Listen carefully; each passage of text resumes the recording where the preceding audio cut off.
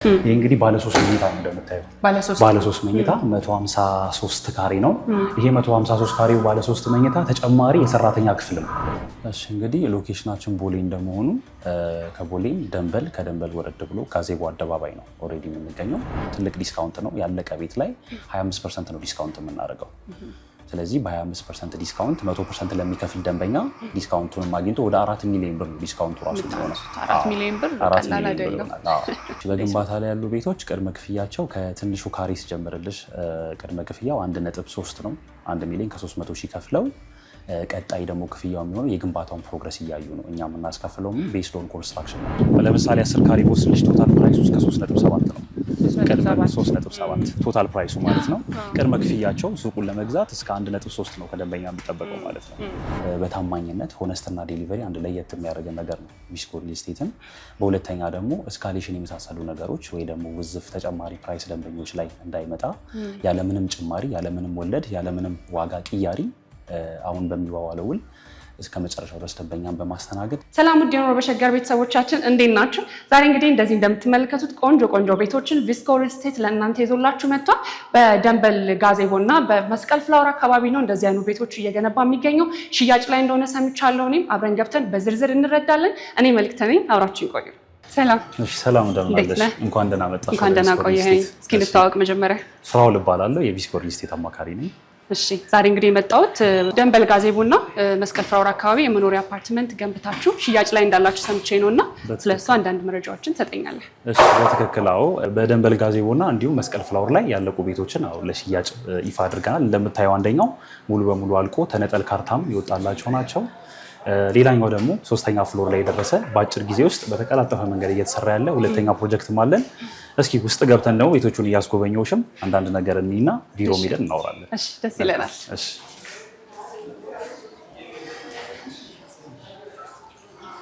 እንግዲህ ያው ቅድም እንዳልኩሽ በፍሎር ላይ 3 አባወራ ብቻ ነው የሚኖረው። 2 ኤሊቬተሮች አላቸው 3 አባወራ።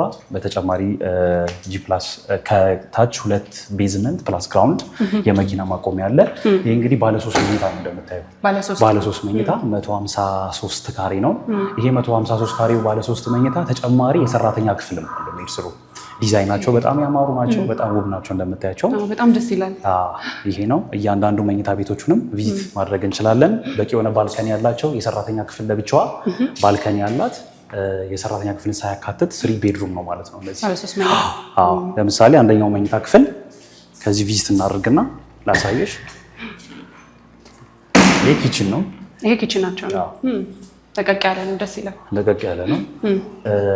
ኪችናችን ደግሞ ከሳሎን ጋር ከእንትን ጋር ሳይገናኝ ለሰራተኛዋ ሜድስ ቤድሩም ለሰራተኛዋ መኝታ ክፍልም እዚህ ጋር እናገኛለን ማለት ነው። የሰራተኛ መኝታ ክፍል ነው፣ እዚህ ጋር ኪችን ነው፣ እዚህ ጋር ባልከኒ ያላት ከሳሎን ጋር ወይ ከሌሎች ጋር አትገናኝም ማለት ነው። ይህም ከሴኩሪቲ ማንግል አንዳንዴ በብዙ ደንበኞቻችን ጥያቄና ፍላጎት ስለሆነ ዲዛይንን ይመስላል። ቀጣይ ደግሞ ባዝሩሙን ላሳየሽ። ይሄ ኮመን ባዝሩም ነው፣ እዚህ ጋር ነው የሚገኘው። ማስተሩ ለብቻው ማስተር ባዝሩም ይኖረዋል። ይሄ ደግሞ ኮመን እንግዶች የሚመጡና ሌሎች መኝታ ክፍል የምንጠቀማቸው ኮመን ባዝሩም ነው። አሪፍ ነው በጣም። ሌላኛው ደግሞ ለልጆች የህፃናት አንድ መለስተኛ መኝታ ክፍል ነው። ይሄ እዚህ ጋር ነው የምናየው። አንደኛው መኝታ ክፍል ነው። ሌላኛው ደግሞ ሰከንድ ቤድሩም እዚህ ጋር እናገኛለን። ሰከንድ ቤድሩማችን ነው። ሌላኛው ደግሞ ማስተር ቤድሩማችን እዚህ ጋር ይገኛል ማለት ነው። ይሄ ማስተሩ ነው። ማስተር ቤድሩም ይሄ ነው። ይህ ማስተር ቤድሩም ነው። ማስተር ቤድሩሙ ደግሞ የራሱን ባልከኒ ያለው ያየው ነው። ማስተር ቤድሩማችን የራሱን ባልከኒ እዚህ ጋር ይኖረዋል። የራሱንም ደግሞ ባዝሩም ይኖረዋል ማለት ነው። ከሌሎች ጋር ሼር የማያደርግ በጣም ሰፊ ነው፣ ደስ ይላል። የራሱ ባዝሩም አለው። ይህንን ይመስላሉ እንግዲህ መኝታ ቤቶች። ይሄኛውን ስንት ማርኪንግ ካሬ? ይሄ እንግዲህ 153 ካሬ ነው። ቶታል ፕራይሳቸው ምናልባት ቅናሽ ለሚፈልጉ 100 ለሚከፍል ደንበኛ በ15 ሚሊዮን መጨረስ ይችላል። አሁኑኑ ዲጂታል ካርታ በስሙ ዞሮ መረከብ ነው። ቀጥታ ምንም የሚጠብቁት ጊዜ አይኖርም። 50% ከፍለው ቀሪውን በአንድ ዓመት ውስጥ እየከፈሉ መጨረስ እንዲችሉ ደንበኛ 50%ቱን 9 ሚሊዮን ገደማ ከፍለው ቀሪ ለ50ው ደግሞ እስከ 1 ዓመት ጊዜ ይሰጣል። በዛ መልኩ መጨረስ ይቻላል።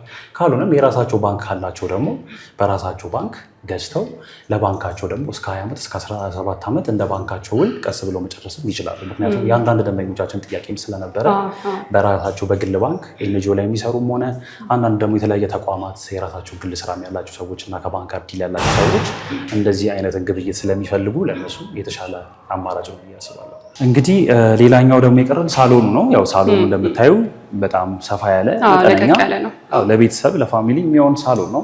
በተጨማሪ ደግሞ የራሱን ባልከኒ ያለው ሳሎኑ የጠዋት ፀሐይ ነው የሚያገኘው፣ የከሰዓት ፀሐይ ያገኘው በቂ የሆነ አየር እንዲሁም ብርሃን፣ የብርሃን ችግር የለበትም። በየትኛውም አቅጣጫ በቂ ብርሃኖች ሁሉም መኝታ ክፍል ብርሃን ያገኛሉ። ይሄም አንድ ወሳኝ ነገር ስለሆነ ማለት ነው።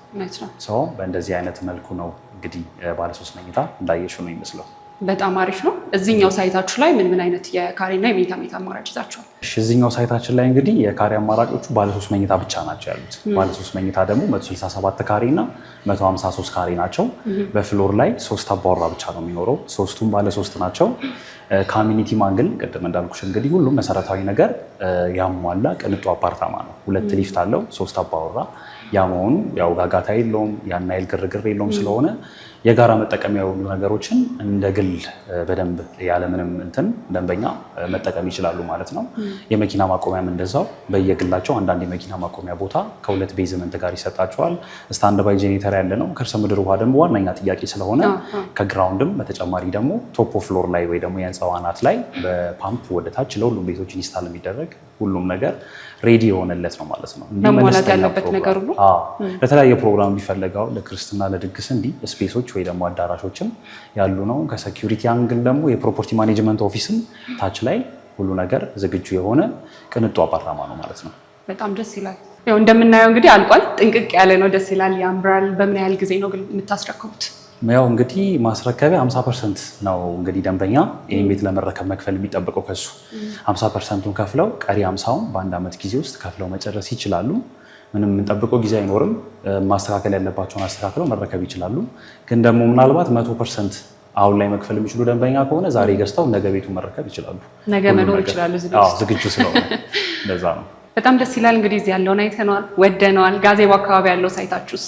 እሺ ጋዜቦ ላይ ያለው ሳይታችን እንግዲህ በዚህ ጋር ባለ 3 ብቻ ስለሆነ ባለ 1 መኝታ ትናንሽ ካሬ ለሚፈልጉ፣ ባለ 2 እንዲሁም መለስተኛ ካሬዎች ለሚፈልጉ፣ በተጨማሪም ደግሞ ኮሜርሻል ሱቆችን ለሚፈልጉ ደንበኞች እነዚህን ነገር ያቀፈ አሁን ይህን ፕሮጀክትም ስለጨረሰን እዛ ላይ ሙሉ አቅማችንን ፎከስ አድርገን ግንባታ ላይ ስለምንገኝ እዛም ደግሞ እስኪ በአካል ሄደን ጋዜቦ ፊት ለፊት ያለውን እንቃኛለን። ደስ ይላል። መልካም።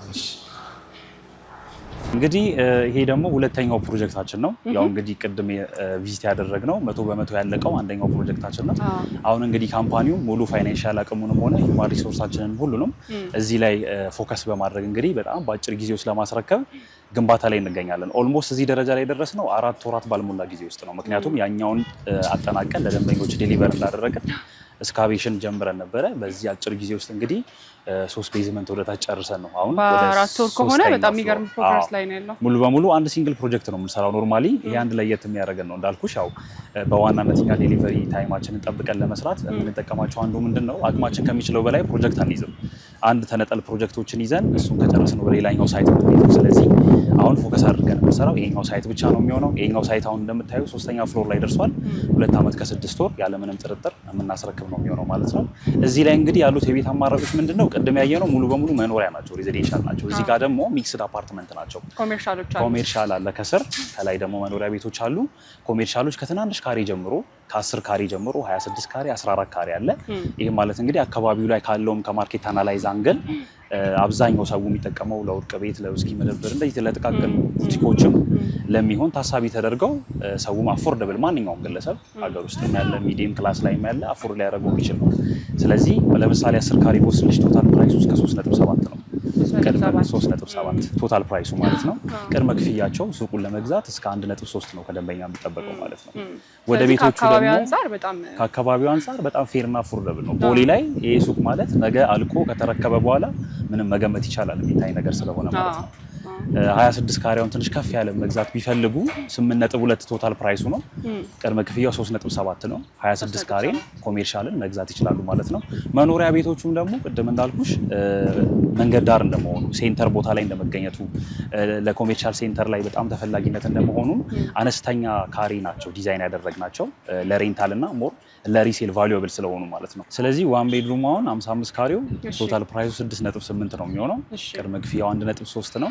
ምናልባት 100% ለሚከፍል ደንበኛ 5.1 ነው ቶታል ፕራይሱ 5.1 አፍተር ዲስካውንት ማለት ነው። እዚህ ጋር በ5.1 ባለ አንድ መኝታ መግዛት ይችላሉ። በጣም ቆንጆ ዲዛይን ነው። ባልከኒ ያለው እንደገና ደግሞ መሰረታዊ ነገሮችን በቂ የሆነ የመኪና ማቆሚያ አንድ ቤት ለሚገዛ አንድ የመኪና ማቆሚያ የሚሰጣቸው ፓርኪንግ በቂ ነው። ኤሌቬተሮች አሉ 2 የእቃም የሰዎችም ከርሰ ምድር ውሃ ስታንድ ባይ ጄኔሬተር ጋር እንዲሁም ለተለያየ ፕሮግራም ደግሞ ቢፈልጉ ለአዳራሽ የሚጠቀሟቸው ከላይ ቴራስ እና ስፔስ ቦታዎች ይኖሩናል ማለት ነው። ስለዚህ በ5.1 መግዛት ይችላሉ። ባለ ሁለትም ከፈለጉ ደግሞ 84 ካሬዋ መጠነኛ ካሬ አለ። ቶታል ፕራይሱ እስከ 10 ሚሊዮን ነው። ቅድመ ክፍያው 2 ሚሊዮን ብር ነው። ሜቢ 100% ለሚከፍል ደንበኛ በ7.9 መግዛት ይችላል ማለት ነው። ቱ ቤድሩም ይሄን የመሰለ ቦታ ላይ በ7.9 መግዛት ይችላሉ ማለት ነው። 50% ለሚከፍሉም እስከ 15% ዲስካውንት እናደርጋለን። ስለዚህ ይሄንን ይመስላል ማለት ነው የዋጋ ዝርዝራቸው። በጣም አሪፍ ነው። ግን እስቲ ስፔሲፊክ መገኛው የት ነው? ስፔሲፊክ መገኛው ጋዜቦ አደባባይ ነው። ጋዜቦ አደባባይ ዋና መንገድ ዳር ላይ ነው የምንገኘው። እንደምታየው ከፊት ለፊት ምንም ግንባታም ሆነ ሌሎች ተቋማት የሉም። ዋናው ሃይዌይ ፊት ለፊት ነው ያለው ሎኬሽናችን። ይሄንን ይመስላል። በጣም አሪፍ ነው። ግንባታውንም ሂደቱን እንቅስቃሴውን እንዳየሹ ነው። እጅግ በጣም በተቀላጠፈ መንገድ ነው እየገነባን ያለ ነው። ይሄንን ፕሮጀክት ብቻ ነው የምንሰራው። ካምፓኒው ከደንበኞች ኤክስፔክት እያደረገ ሳይሆን በራሱ ፋይናንሻል በጀት ካፒታል ፈንድ አድርጎ ነው ቤቶች ተሸጡም አልተሸጡም ኦልሞስት ደንበኞችም ያው ስቶካችን በብዛት እየተሸጠ ነው የሚገኘው። ኖርማሊ ግን የማይቋረጥ የግንባታ ሂደት ነው ያለው። ከዛም በላይ ደግሞ የግንባታ ኳሊቲዎቻችን እጅግ በጣም ተመራጭና ኳሊቲ ናቸው። ለምሳሌ ሙሉ በሙሉ በኮንክሪት ነው የሚገነቡት። እንደምታዩ የምንጠቀማቸው ፖስት ቴክኖሎጂ የሚባለውን የግንባታ ቴክኖሎጂ ነው ማለት ነው የምንጠቀማቸው። ስለዚህ ዘመናዊ አይነት የግንባታ በዘመናዊ የግንባታ ሜተድ እጅግ በስትሬንግዝ አንጻር በኳሊቲም አንጻር ሙሉ በሙሉ በኮንክሪት ምንም አይነት ብሎኬት ሳንጠቀም በእንደዚህ አይነት መንገድ ነው ፖስት ቴክኖሎጂ ተጠቅመን የምንገነባቸው።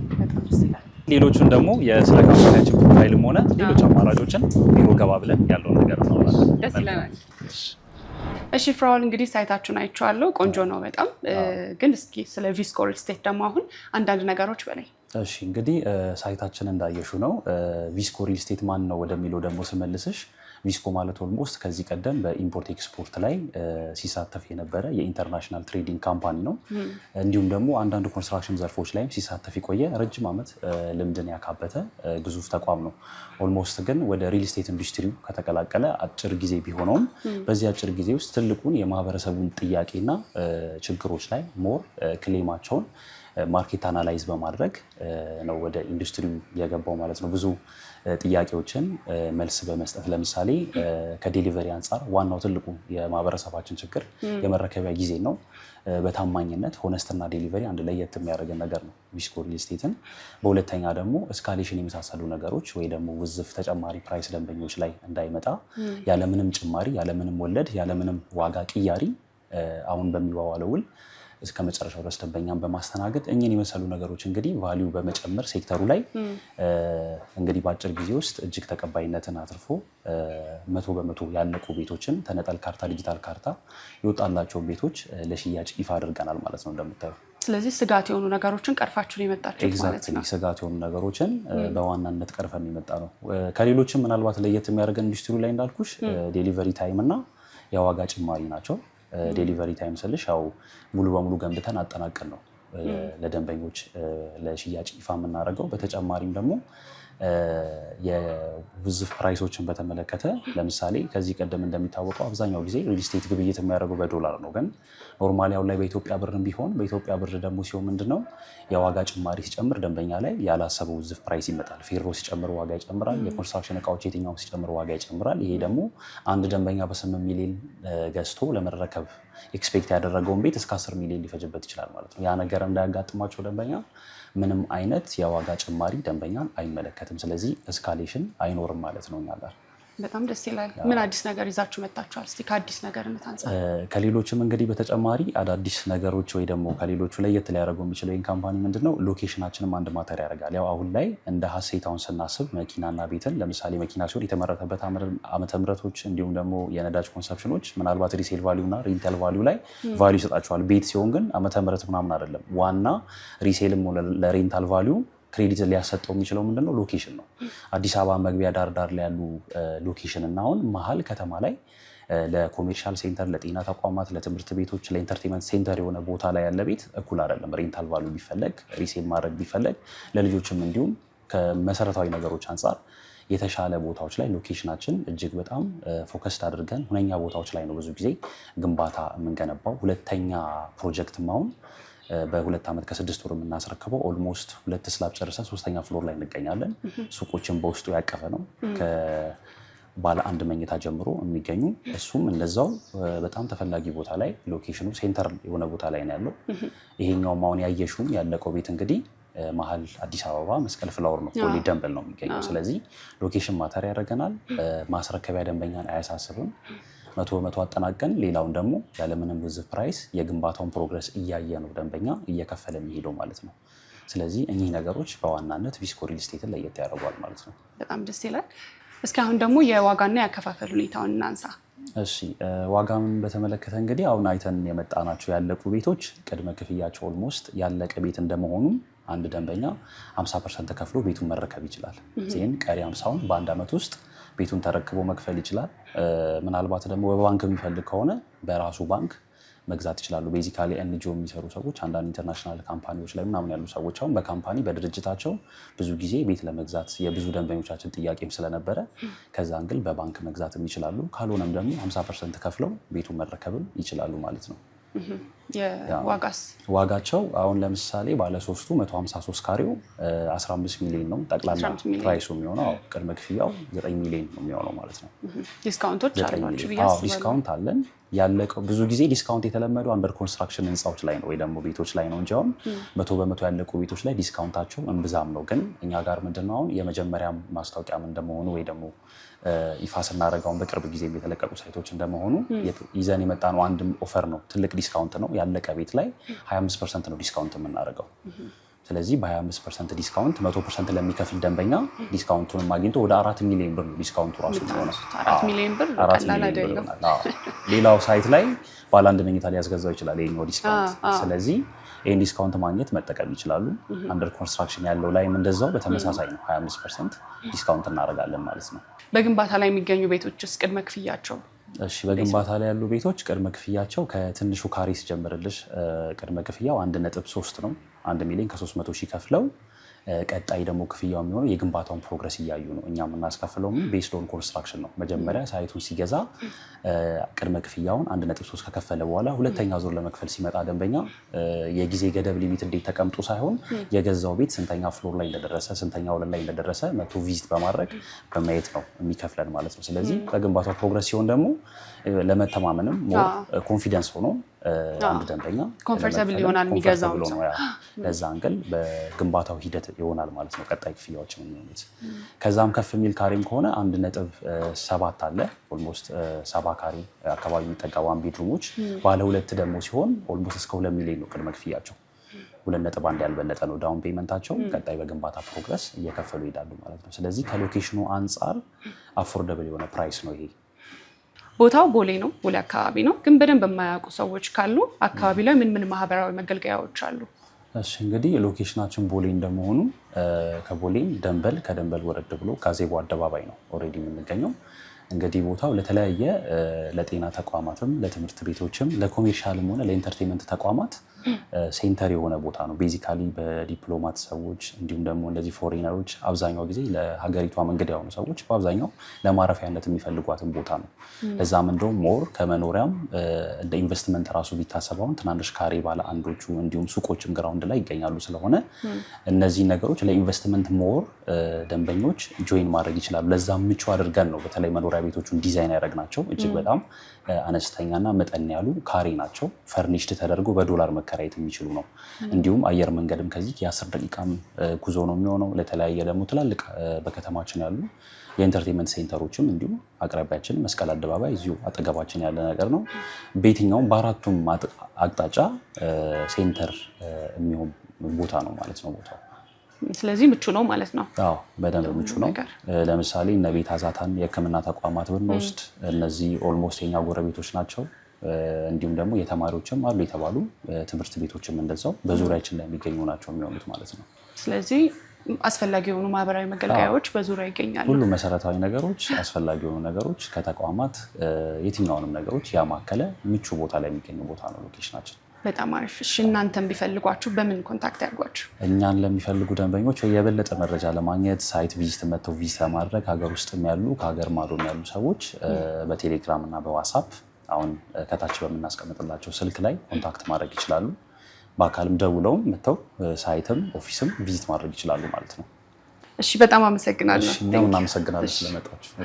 ቪስኮ ሪል ስቴት በሁለት አማራጮች አንደኛው ተገንብቶ ያለቀ አንደኛው ደግሞ በግንባታ ላይ ያለ በተለይም ቦሌ ጋዜቦ አካባቢ ይዞ እንደመጣ አይተናል። ቤት የምትፈልጉ ሰዎች እንግዲህ ለእናንተ ጥሩ መረጃ ይሆናል ብዬ ተስፋ አደርጋለሁ። በሚቀጥለው በሌላ ቪዲዮ እንገናኛለን። ቻው።